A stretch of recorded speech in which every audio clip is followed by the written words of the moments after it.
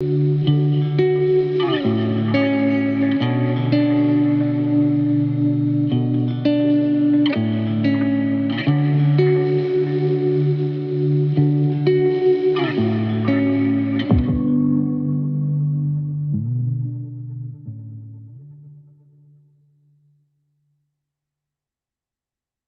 to Logos Live. I've got a respected friend of mine joining us today, Dr. Vern Poythress of Westminster Theological Seminary.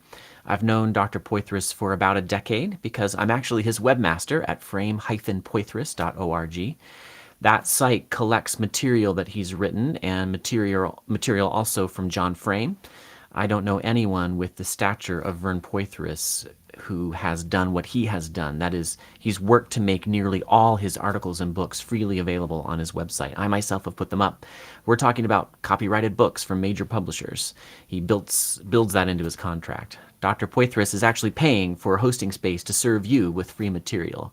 Some of it's been translated, too, into Chinese and German and Russian and other languages. And you can, of course, still buy Poythress books in Logos. And then you'll benefit, as I love to do, from all the reading and searching tools that we provide. And I personally have, at times with my own money, bought in Logos books that I already owned in paper or PDF because I want those tools. Really is a delight to have him. I'm going to talk today with Dr. Poythress about matters surrounding language and scripture, matters dear to my heart. He's written several books and many articles related to this topic. Again, I've put them up on his website. I think this is going to be really enjoyable for us today. Dr. Poythress, thank you so much for joining me for Logos Live. Well, I appreciate your asking me. I'm looking forward to our time together. Likewise.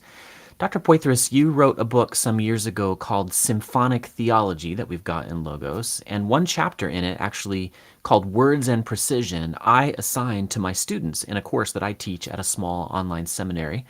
Every semester I get papers back from these students, about a dozen or so, and they respond to the chapter, and they find it stretching and helpful. I want to ask you a question or two about that little chapter in your free book, which you can also get in Logos.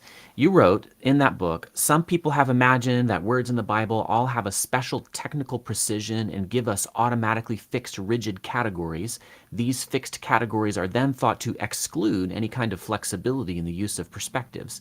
In fact, this is you still, I believe that the opposite is the case. A close look at the way in which words function in ordinary language and in biblical languages complements and reinforces what we have observed in your book regarding the use of perspectives. Nonetheless, this is what I hear all the time, Dr. Poythress. Isn't Greek, New Testament Greek, isn't it the most precise human language ever invented? I mean, isn't that why God chose it as a vehicle for the New Testament? How would you respond to that? Well, I don't know what sort of criteria people are using when they say something is a precise language. Any human language in the world is capable of expressing very precise meanings if you take the time to do it. So it's a little puzzling, what exactly they're looking at. They're looking at the vocabulary. Modern English has a vocabulary of something like 1 million words, many of which are technical words. So let's say names of chemical compounds, for instance. Well, that exceeds anything in ancient languages. But I suspect that isn't what the person is thinking about when they're thinking about precision, or thinking about grammatical precision. Well, some languages offer more resources in terms of building sentences of huge length and complexity. But if you string small sentences together, you can produce the same effects. So it's puzzling to know, exactly what the person is after. And these kinds of claims make me think maybe we need more precision about the claims. Right. And Right. I That think was we must be careful in the age of the internet. Things can be passed on without asking, do I really know this to be true? right. Right. Yeah, that's why I brought up symphonic theology in that essay on words and precision. You bring up concepts like extension and intension, technical linguistic terminology that you then explain in, I think, a way that makes it very accessible to the beginner in a way that has helped my students and, years ago helped me as a student to recognize both the flexibility that New Testament and Hebrew Bible, those two languages have, Greek and Hebrew, but also to find, maybe I would say, the right level of precision to understand from a given text. You've been known for your interest in linguistics, and I just thought you might have some wisdom for us there. How long ago did you write that book? It's been some time, hasn't it? Well, it was published in 1987. So yeah, it's been a while, but I think it's aged okay. I still agree with what I wrote. I don't Yeah, know, just as an illustration, right? We've got the word dog, which actually can include wild dogs, but most contexts we're thinking about domestic dogs. But the reason why you know that is because of context, not because it's built into the word. And then you have a word like collie or phrase German Shepherd or poodle, or right? Those are more specialized in terms of intention because it's particular. Uh, but many of the communications in the Bible are designed by God, and of course subordinately by the human author, to reach a wide audience and to speak about things which are uh, really important for human living and for our relation to God, but that don't require very precise terms. And actually, you could fail to communicate either because people don't recognize. If I say what uh, the isopropyl butane, right? yeah, They're not everybody is going to know what that right. means. So God is designed the Bible so that it can communicate effectively to every language and culture in the world. And it's a marvelous thing that this flexibility element that is built into God's way of communication. And I think sometimes we expect, oh, well, he'll be technical like a scientist. Well, Right, God could do that if he wished, right. but that's not the central core of the purpose of the Bible. Yeah, in my Sunday school class this past Sunday, I brought up the example James versus Paul in their use of justification terminology. If we insist on a technical sense of justified and only one that occurs every time the word occurs, then we're going to have real trouble putting together James and Paul. In fact, they're going to contradict one another. Justification is either by faith or it's not, it's by works. But if you can use the flexibility that God has built into language and not just English and not just Russian and Urdu and Spanish, but Greek and Hebrew, then you can see, okay, based on context, based on available senses, we don't have a contradiction here. We have different senses being used. I have special interest in the archaic language of the King James Version. So I took note when you said in that chapter in Symphonic Theology, I'm going to quote you again, each natural language, English, French, Greek, etc., includes a collection of vocabulary items or lexical units, words, currently in use, and a good dictionary attempts to list all the words and idioms used in the language at the time. This list we will call the vocabulary stock of the language. I'm still quoting you. Of course, you said the dictionary may also include obsolete and archaic terms representing earlier stages of the language, and there will always be some hard decisions about whether obscure technical terms or ephemeral slang should be included. And here's the question I wanted to pose to you, given what you've just said there that I fully agree with.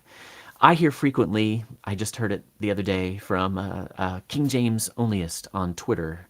He said, I'm going to quote him directly, there are no archaic words in the King James based on the very definition.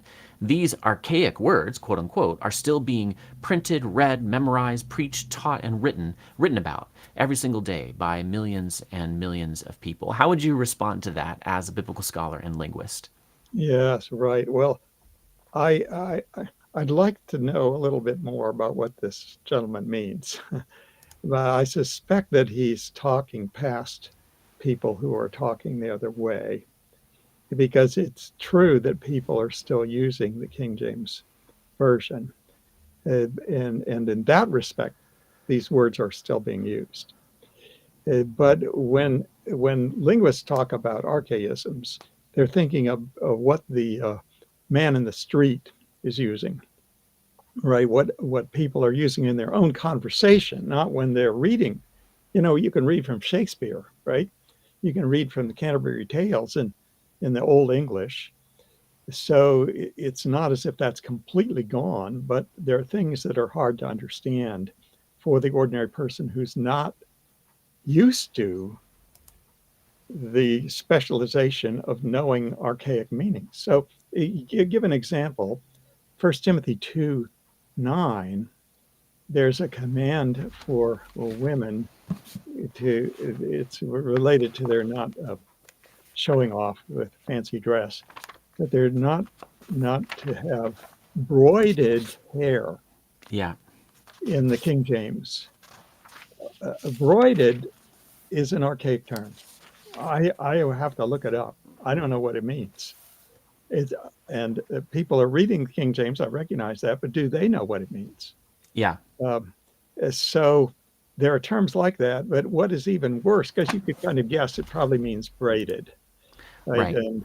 From But context. here's another example from 1 Peter 2:9, where the King James has the phrase "a peculiar people." And Yeah. I heard that actually someone did a survey uh, talking to people who partly who used the King James version and saying, "What do you think this means?" And over again, their response was, "Well, there was something uh, odd and Right. unusual about the people of God." Well, at the time the King James was written, peculiar actually had a different meaning. For us, it means odd or special, Right. but it's one's own possession. And of course, the more modern translations will do that because they realize the word peculiar is not going to be understood in the sense it could be understood Right. Right. when the King James was originally written. So it's people, I think the ESV has uh, people of God's possession. Let me make sure. A people for his own possession. Yes. Well, that gets the sense out into the space that the ordinary reader can understand.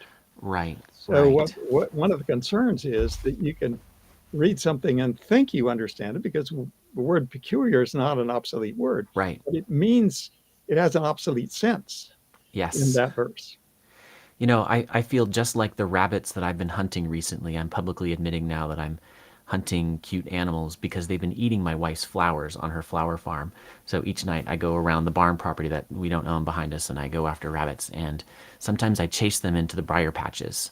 And that's what you have just done for me, although I invited you to, because this is my world right here. What you just described is what I call a false friend.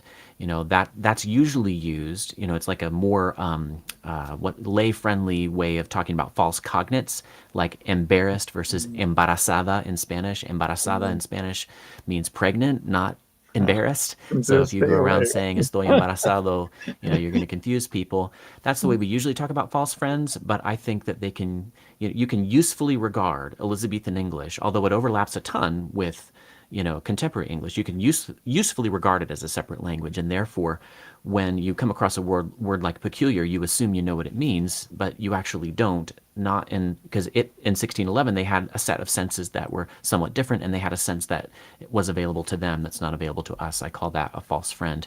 Anyway, I didn't actually come here to talk about the stuff that I'm doing. I wanted to get. I kind of snuck that in there. 'Cause, I'm cheating talking about stuff I'm interested in, but I know you're interested in language and Bible translation too, having worked on the ESV committee, which I think is a great life privilege. So let me shift gears just a little bit. I have a question for you about biblical scholarship. You are a biblical scholar. You're a humble guy and may or may not want to take on the honorary label, but I'm going to give it to you. And I myself, I run a little scholarly confab every year for about 40 to 50 PhD toting teachers of Bible, theology, and church history. And we do 17 papers in 2 days. And we have fun. And I recently got a paper proposal from someone who does not have any formal biblical studies or theology, training or education. And I had to gently turn him down and explain our committee nearly always requires that presenters have a PhD in biblical studies or theology. And I told him it's a small group, and the exceptions we make are for people that we know, people who have demonstrated their skill through other means, like publishing papers, or I can think of one case. This is a guy who has decades of experience in Bible translation and reads the Greek and Hebrew like he reads English. Now, this gentleman that I turned down responded very respectfully, and I just wonder if you could respond to his response as a Bible scholar. This is what he said to me. He said, "By you focusing strictly on a small group of highly qualified people, which is very logical, don't you think that it's limiting the avenues through which the Holy Spirit can minister to that small group? While I am not a qualified Bible student," he says, "but a fervent one, I know that this has always been the trend throughout Bible history. From the lives of the great patriarchs and the prophets all the way to the fishermen from Galilee, the highly learned closed their doors to the simple." You know, you, Dr. Poythress, and your wife both have advanced degrees. You've got many of them from prestigious institutions. I've met you both at the Evangelical Theological Society, which basically requires a PhD. How do you respond to that kind of thinking? I would expect you to be as gentle as I always know that you are, but to have some valuable thoughts for us. Yeah, well, I think it's a tricky question because one of the most dangerous sins is pride. Yes. I think of Proverbs 11:2, that pride comes before disgrace, and with the humble is wisdom. Hmm. And I think the gentleman who's answering, I'm trying to gear in. It would be nice to talk to him and find what's really on his Right, mind, right. right? But I'm guessing that one of the things he's concerned for is that very thing. Yeah, And that one of the hazards of academic degrees and teaching positions and yeah, positions of honor is this very thing, that the people begin to take pride in that, and they shut off any kind of input or challenge from people who have less credentials. And right. I think that's a hazard. But of Sure. course, it's a hazard too if you don't have the credentials to try to prove that you're just as good as those people. And the fact is that people with and without credentials are prone to to speak more than they should. I mean, Right, I include myself in the category of to say things that really you're better off knowing what you don't know. right. And so there's any number of people without credentials who come up with ideas, and sometimes I encounter those things, right? And they'll come to me with an idea, and I will try to listen, but frequently I find, you don't know what you're talking about. Right. You really do. People who are credentialed often, in the process of getting those credentials, have had the experience of what it means to talk on a very technical level, Right. and what it means to appreciate very detailed knowledge in some field. So it's hard for somebody without that experience to understand. It may not be that people are closing the door because of pride, but because they only have a limited amount of time. Right. And resources. Right. Yeah, you're right. So you can't listen to everybody equally. Now, I Right. should hope that your PhD friends and I and you, as participants in the Church of Jesus Christ, are interfacing with all kinds of people. We need that. God has made provision for that.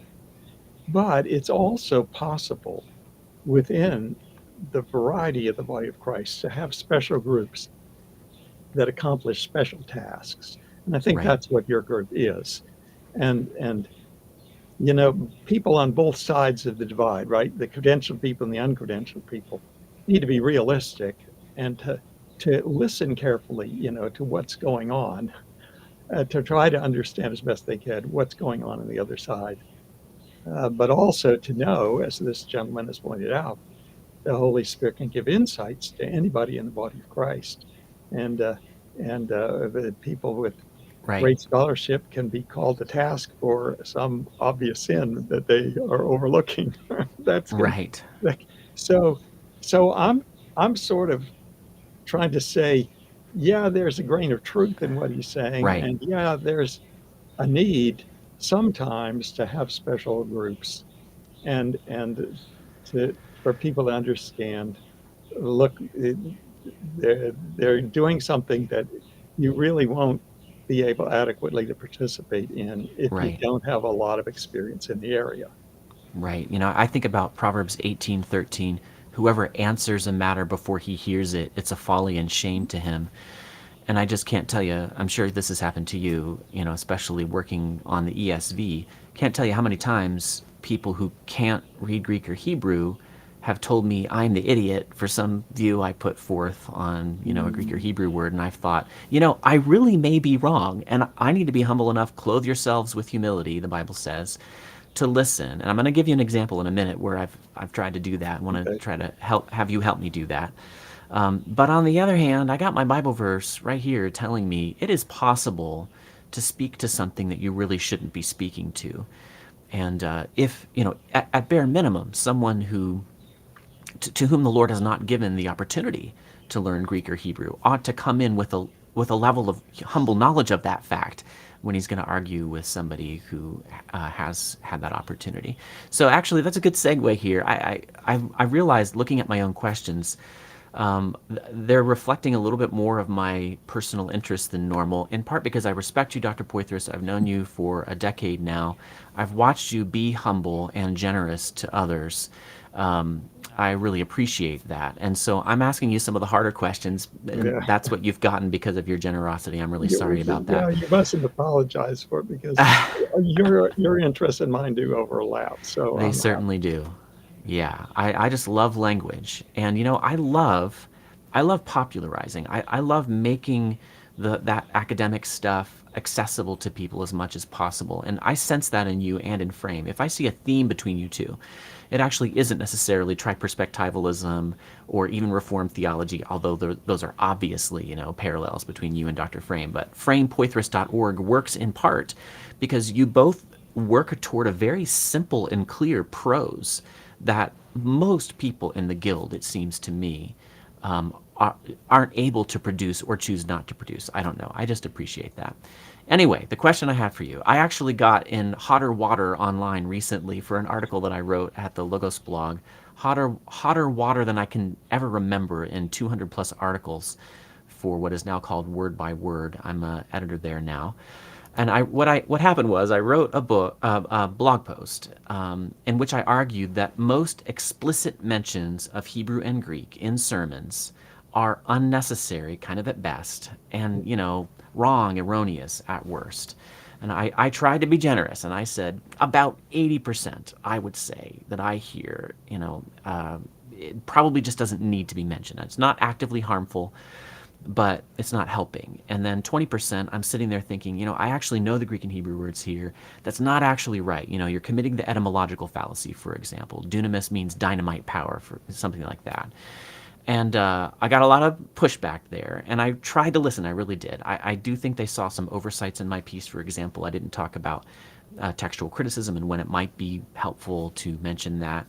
But how do you view the explicit mention of Hebrew and Greek in the pulpit versus its role in the study? And this is a very hot topic when it comes to our readership and our viewership for Logos Bible software. I'd love to get your wisdom. yes. Well, the Bible software is a great thing in terms of enabling people who have um, a lower facility in the original languages to explore, find out things. But the teachers of Greek and Hebrew say, and I would say, a little knowledge is a dangerous thing. Yeah. Because if you plow into some of the information that the software would give you, and you think you understand it, but you don't have a context for understanding the language as a whole and how the language works. And each language has, to some extent, its own genius. The Greek has cases, and Hebrew has a Verb absolutely states. construct case, but it's very different, very different, and both of them are different from English. And understanding that, and also understanding the function of words, this business of words and precision. People are looking for a word in Hebrew or Greek and then think, oh, I've got it. It must be really, really precise. No, no, it's like the word in your own native language. And most of us are not conscious of that, but we have things that are even double meanings, spring and spring, right? Spring is a season of the year and spring is a mechanism, right? Of that springs in a car or in a machine. So language is a really complicated thing, and Hebrew and Greek, I believe God is completely completely sovereign over every last inch of the territory of what happens in those languages. But He's pleased to structure languages with this complexity and with this flexibility.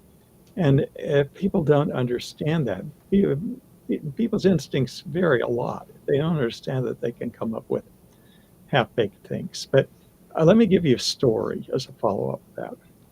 Because every year in hermeneutics, I talk about the use of lexicons. And that was even before the software became a big thing, just, a lexicon, printed lexicon.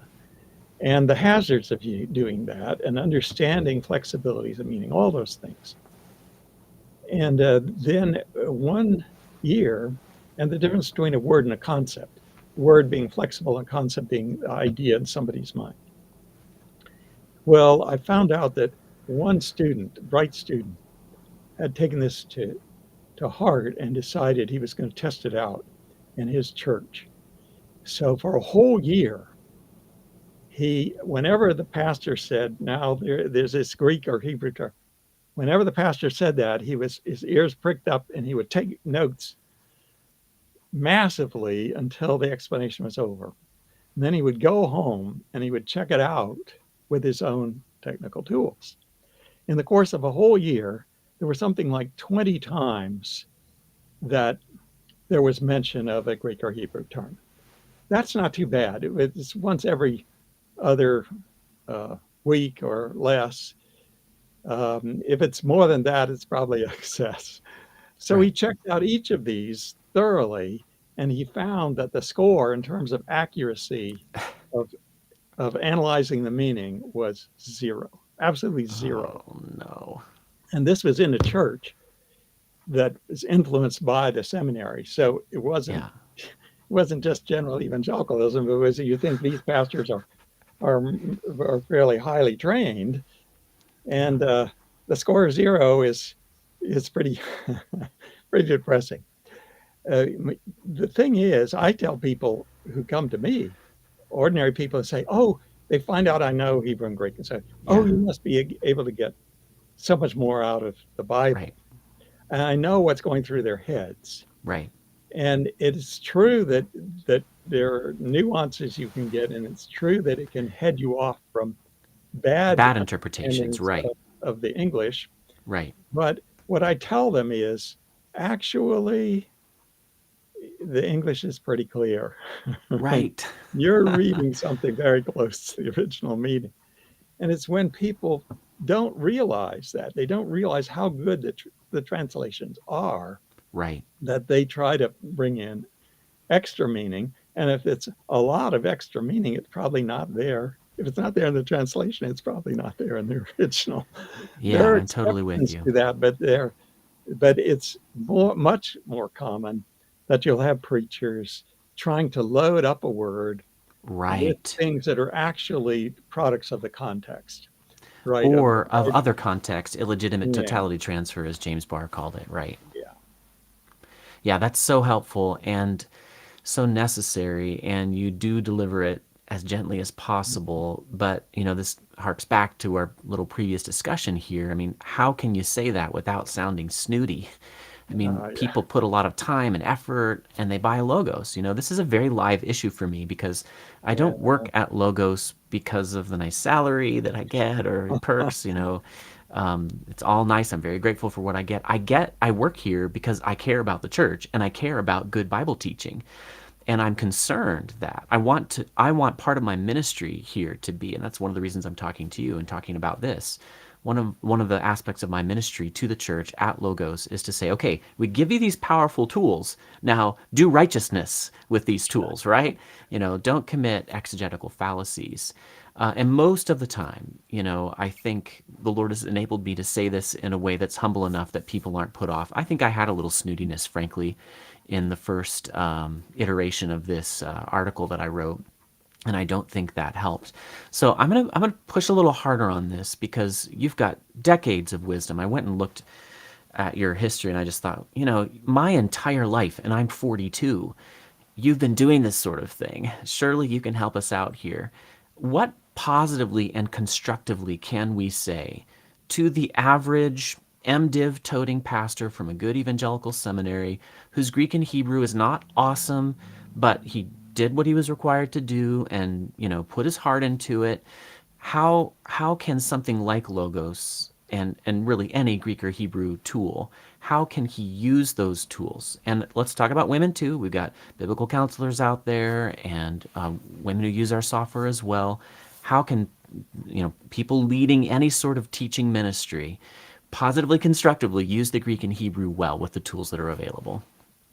Right. Well, they can speed up the process at certain points, right? If you're dealing with Hebrew and Greek text and there's an unusual word that you don't recognize at all, you just, click and you got it right there. But if you're going to do an exposition of a text, you don't want to rely on that click. You want to actually look up the whole article in the advanced lexicons. So that's Brown, Driver, and Briggs for the Old Testament, and it's BDAG, Bauer, Dunker, Art, and Gingrich. The Art and Gingrich with subsequent contributions in the New Testament. Those are the scholarly lexicons. There's Right. no substitute for those things. And when you read a whole article, that's when you find out there's more than one meaning, and that some meanings, Right. Multiple senses. right, and that some meanings are associated with certain constructions grammatically. If you know how to use those lexicons, but that's a learning process in itself because there's these Right. obscure abbreviations, Right. but that's how you figure out what's the meaning appropriate to the context. And that actually, and then besides that, there's times when I try to teach people how to use the advanced grammars. Well, that's even more difficult because the grammars are not organized. They can't be organized alphabetically. But that enables a person, even a person without a lot of extra tools, to reach some degree of independent judgment. And then you go to the commentaries, and what you see is that some commentaries are better than others. There are Yeah. some people who may know a lot, but their judgment, their ability to understand what's going on in Hebrew or Greek is just flawed. And that can be true of name brand commentaries. So that step of looking at the original languages yourself can be an aid. Now, for the ordinary person who hasn't more than a smattering of Hebrew and Greek, what I'd say is realize your limitations, Sure. and understand that you're in a translation, you're getting the best judgment of top scholars. In the Right. ESV, for instance, I know we selected scholars for each book of the Bible who had either done scholarly commentaries or were in the process of doing them, who knew what the book, let's say the book of Micah or the book of Right. Matthew, they knew it backwards and forwards in the original languages, Right. historical background, all that. We had that kind of person go through and making suggestions about translation alternatives. Nobody can duplicate that just in the study all by himself. So actually the translations, and it's not the ESV alone, although, I was on the committee, so I'm prejudiced, right? But the responsible translations, they've done a huge amount of work. And what you have in English is a good representation of the meaning in the original. The difficulty comes because sometimes actually you can misunderstand the English or overload the English with more meaning is actually there. And then just checking out the original language can say, oh, no, my imagination is getting overworked. I can see that I'm imposing a meaning that's not appropriate. So there's checks, I think, for the ordinary person, and yeah, I know your Logos package, you include the possibility of purchasing commentaries, and Right. some, I think, a few of them are free, right? So people can look just as a balance. Now, they've got to retain a sanity. They've got to understand no commentary, no translation is absolutely infallible, Right. Right. but Excellent. they are aids that can keep you within reasonable bounds, right? And Yeah. remind you of the limitations of your own personal skills. Yeah, I'm thinking about resources to recommend to people, and like the Lexham Methods series that we've got, and there's one on textual criticism by some of my favorite female biblical scholars, Amy Anderson and Wendy Witter. That's not so tied to linguistics, but we also have a linguistics and biblical exegesis volume by my friend Doug Mangum and Josh Westbury, both of whom worked at Faith Life with me. And then there's a volume on social and historical approaches to the Bible. But what I find, and I just kind of wanted to bounce this off of you, is that, I was just in India.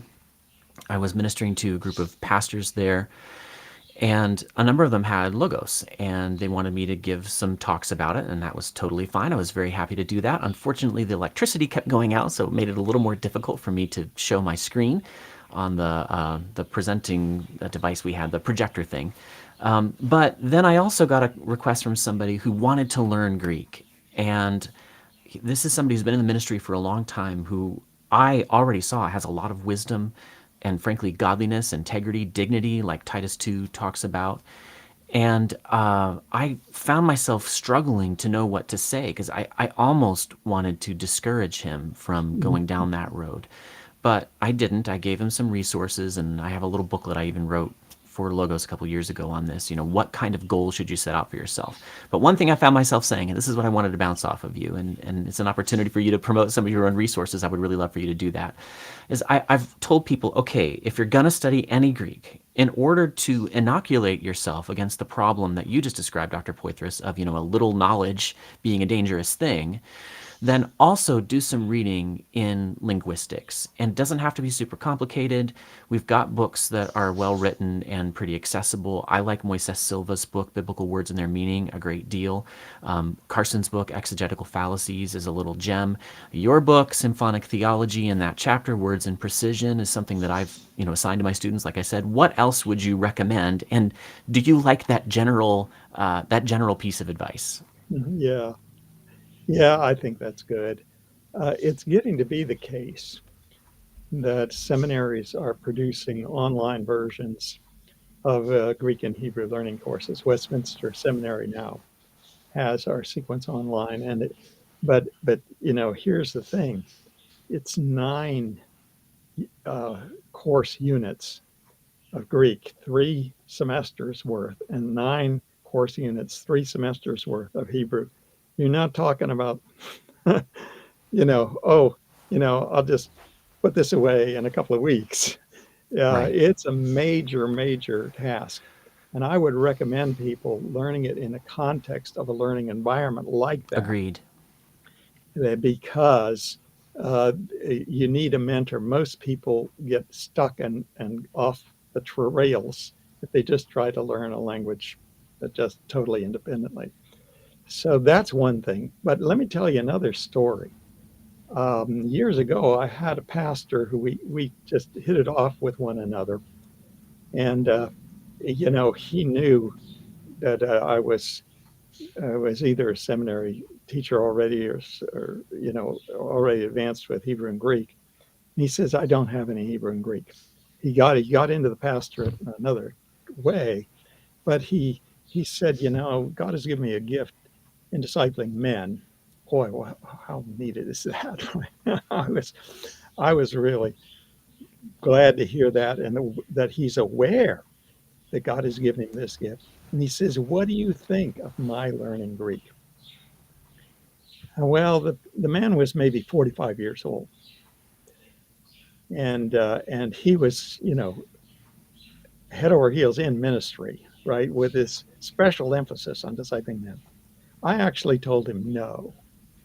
Now, it's true that at that time, not all the tools existed that we have now.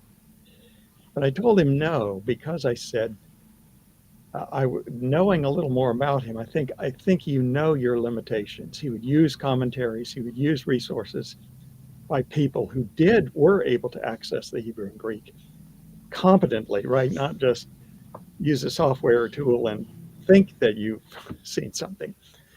So, so he was willing to use those, and he was willing to admit his own limitations. And he was not going to say in the pulpit, now the Greek says, right? And fake something that was beyond his competence. I thought, that's the kind of person we need, right? Who knows his limitations, but God has gifted him.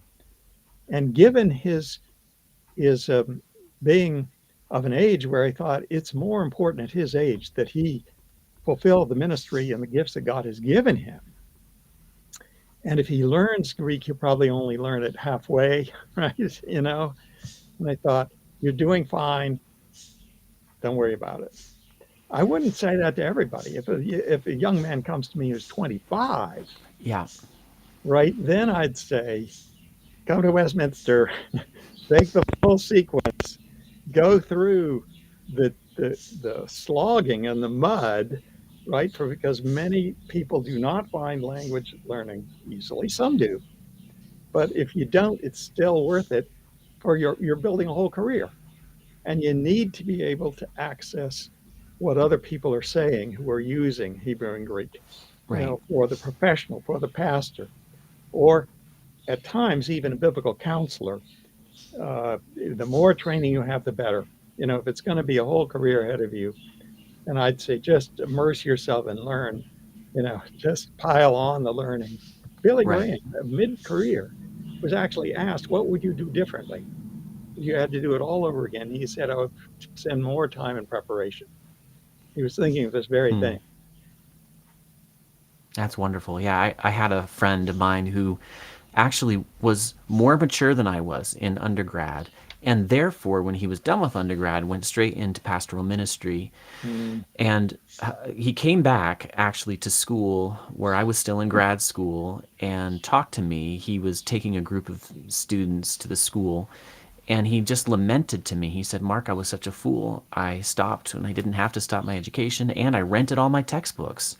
So I don't even come out of school with textbooks, and I just know I need more. I certainly felt that way. Yeah, I want to be super sensitive to the problem of sounding snooty, sounding arrogant that we've talked about here, because let me try to add a little footnote to something you said, and you tell me if you agree or not.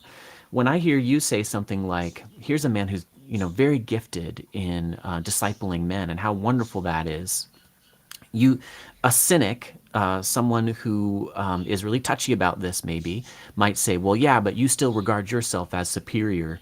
Knowing Greek is better than discipling men. And I would say, no, it isn't. Like, knowing Greek is better if you're going to be a Bible translator or teach Greek in school, but discipling men is a gift that is wonderful, and I don't have the gifts that everybody else in the body has. If we all clothe ourselves with humility, then the people who have Greek and Hebrew knowledge can give their contribution, and the people who have all kinds of other amazing, wonderful gifts that I don't have, they can also give those gifts. Am I adding an accurate footnote to yeah, what you've said? yes, yes. I agree. Although I would add another story that I know. I became friends with a man who had been in pastoral ministry for, I don't know, something like 5 years. Uh, and after completing college degree, and then he resigned and he came to Westminster as a student. And his story was, I discovered I need more. If I'm going to be a pastor, he discovered in ministry Yeah. that he needed additional preparation. So, that's one example. And then building on what you say, I want to say, look, there are heretics who know Greek and Hebrew. Right. Right. It's a tool, but that doesn't even make you orthodox, let alone Right. a value to the church. Yeah, absolutely. Okay, I think we've explored that topic really well. I really appreciate your wisdom, your graciousness there. And I'm going to turn my head and look at some of the comments that we've gotten. Okay. I know our tech guy, Jason, our social media coordinator, has been handling some of these comments. And I've gotten, oh, it's really great to see people viewing from all over the place.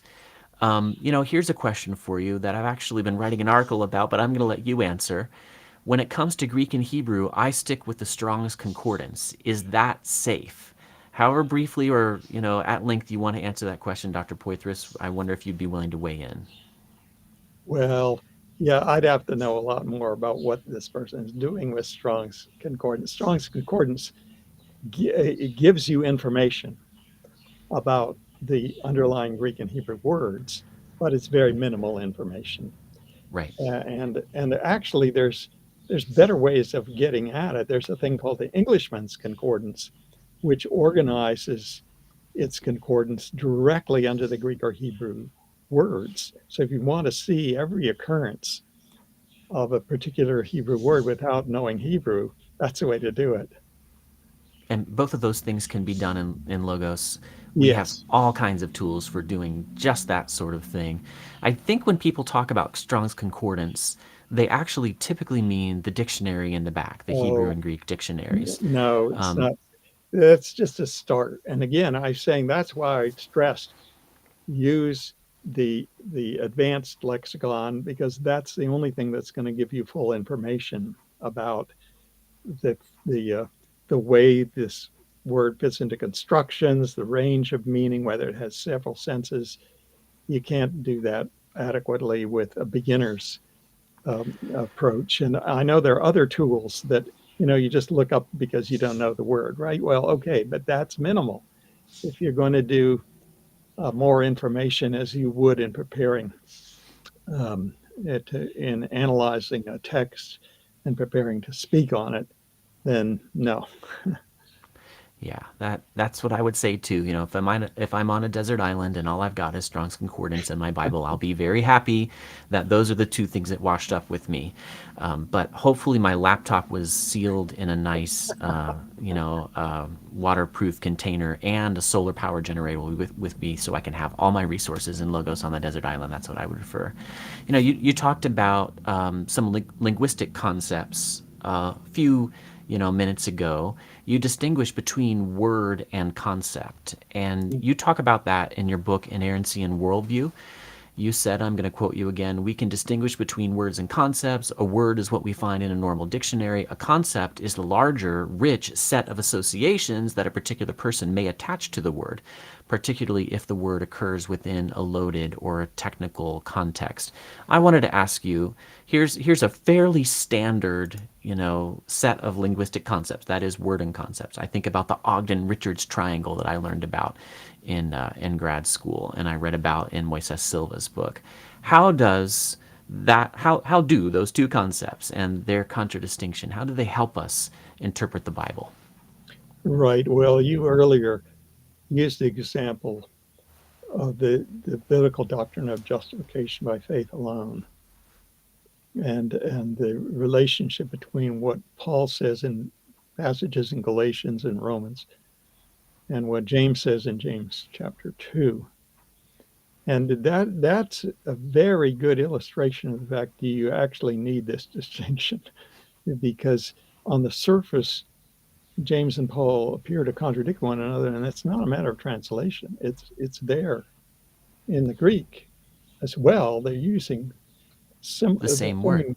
same Greek words, and already John Calvin, in his Institutes of the Christian Religion, has a long discussion of this. He knows he has to discuss it because it's a central key doctrine of the Bible, and it's something that the Roman Catholic tradition was confused, if not worse, misrepresenting. And so he has a long discussion, but he says the obvious thing to me, the obvious thing of saying is James uses this word, the justify, or the Greek word dikaio. He does not mean what Paul means in the appropriate passages. Paul means to be pronounced righteous by God. James means to be vindicated, to be shown to be righteous. I'm simplifying, but basically he's saying there's two different senses, and then they don't mean the same thing by faith either, because Paul is talking about faith as personal trust in Christ that involves the commitment of the whole person. And James is talking about believing certain propositions. The devils believe, they believe Right. there's one God. So they don't mean the same thing. So the words are the same words in Greek. The concepts, right? Saving faith in Paul versus belief in the truth of a proposition in James. The concepts are different. Well, that's a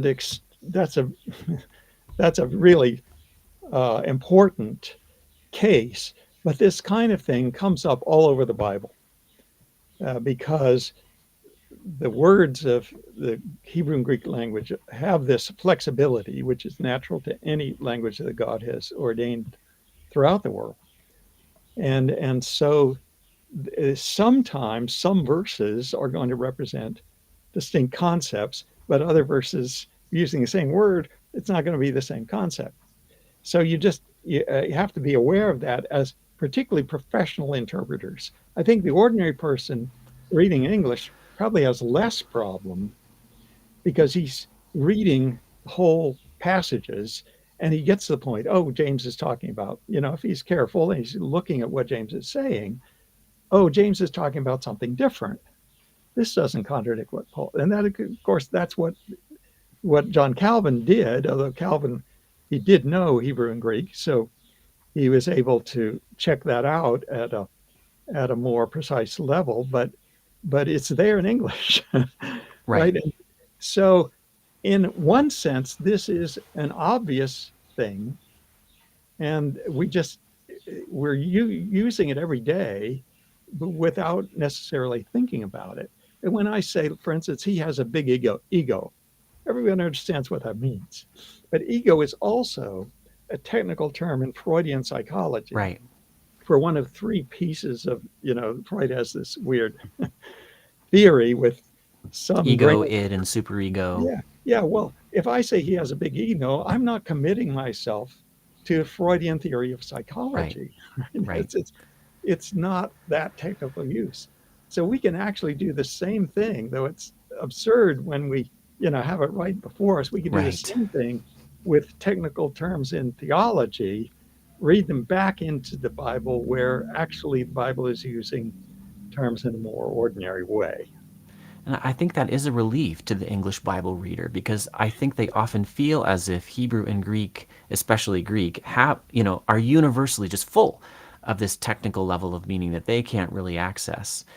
And I found myself telling my Sunday school class, we have a leadership class at our church. Everybody's got to take it if they want to be in any sort of leadership. And so we've got men and women in there, are going to be teaching small groups and kids and teenagers and, the senior Sunday school class. And this is coming up. And I'm wanting to encourage them, no, actually, you can fully obey God and not Mm-hmm. actually understand that supposed level of technical meaning. And actually, most of the time I see people appeal to that level of technical meaning, they go astray.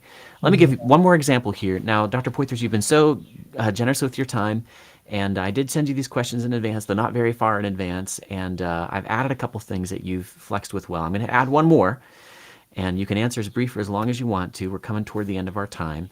My own pastor, who is an excellent preacher, trained very well in a standard seminary, everybody would know, and I'm very appreciative. I just get fed Bible at my own church, and I'm super grateful for that. He asked me recently, and he told me he would explain later why he asked. I don't know why. He said, "Is it accurate to say Abba means daddy?" So Abba gets typically used in it appears three times in the New Testament, as I recall. Abba Father, Romans 8, and then Jesus cries out, Abba Father. And I went and I searched in Logos, and I have access to literally every single book that we produce. So I searched for Abba near Daddy, and I got hundreds of results, over 1,000. And the great majority of them are evangelical Protestants. Probably the great majority, and I did not read every single one. I'm guessing like 90% of them are saying, yes, Abba means daddy.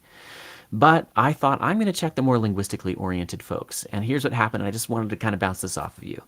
I saw that most of them were cautioning, and they were pointing to a James Barr article from the 60s. And I didn't get to read the whole thing because it's not in Logos, and I didn't want to pay the money at JSTOR. Mm, And I don't have access anymore through my academic institution to JSTOR. But the title was Abba Does Not Mean Daddy.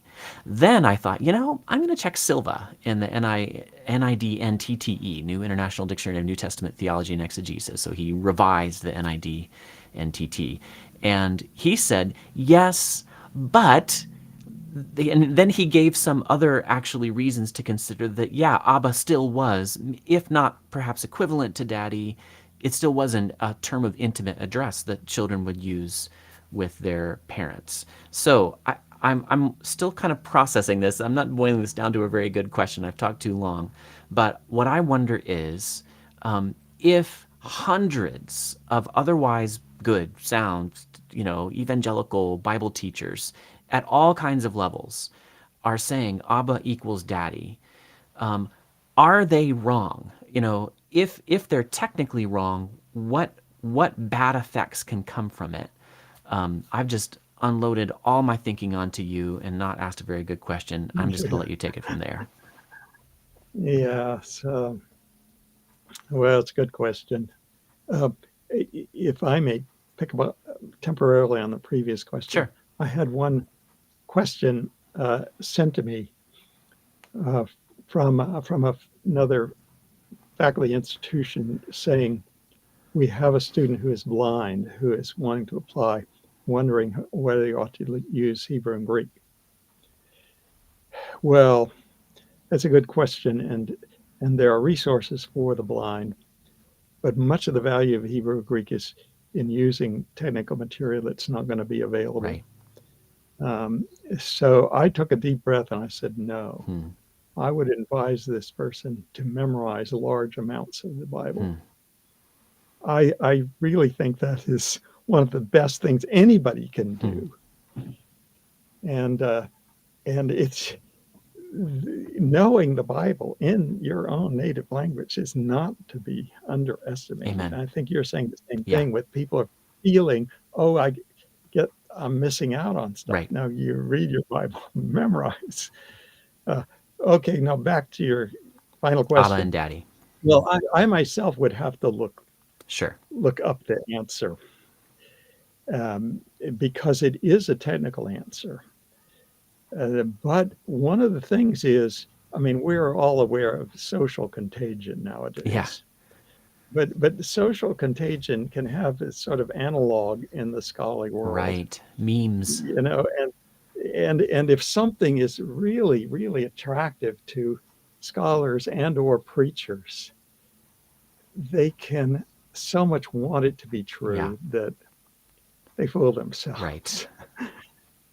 So, I would just put in that caution, anytime you've got this, something that is very widespread in the popular circles and is very convenient preaching point. Well, you used one of dunamis in Greek means dynamite. And agape love. Yeah, it's so nice an illustration, but it's not really the case. Right. So we got to be realistic about human nature, but also, to understand ourselves enough to know that there are temptations of an intellectual sort, temptations to do shortcuts, to use illustration because it's so striking rather than because it's accurate. Right. Yeah. So that's across the board, and as I say, I can't give you the answer with respect to Abba in particular without looking it up myself. Yeah, I put you on the spot. But I would use the resources of starting with the advanced lexicons. That's where you go to look at this. And actually, Logos was a big help to me there because so many people cited that resource by James Barr. If I were preaching this, I would definitely pay the money to have JSTOR, open up that article to me. I'd want to see the best of one of the linguists that's most helped, biblical studies. That would be James Barr. Well, Dr. Poythress, this conversation has been so enjoyable for me. The last time we talked together in an interview format, as I recall, was I was in Westminster, and we talked about agape love. And that video has actually not yet been released for various reasons. Lord willing, it'll go up at some point, and I'll share it on the Frame Poythress blog that I'm the webmaster of. Such a delight to talk to you again. Can you just go ahead and tell everybody where can they follow your writing ministry? Sure, a real softball question for you there. Yeah. Well, John Frame and I share a website that's managed. That's a webmaster is Dr. Ward, and it's Frame then a hyphen Poythress.org. You know, And there, as you explained, I've tried to put almost everything I've written on there. I've been pronouncing it like an unaspirated or an unvoiced, what was it, alveolar dental fricative, Poythress. But did you just say Oh, Poythress? yeah, both are Okay, correct. both are correct. Whew. I'm Yeah. a little relieved now. All right. Well, Dr. Poythress or Poythress, glad to have you. Thank Yes. you so much for sharing your gifts with the church today on Logos Live. Okay. Thanks again for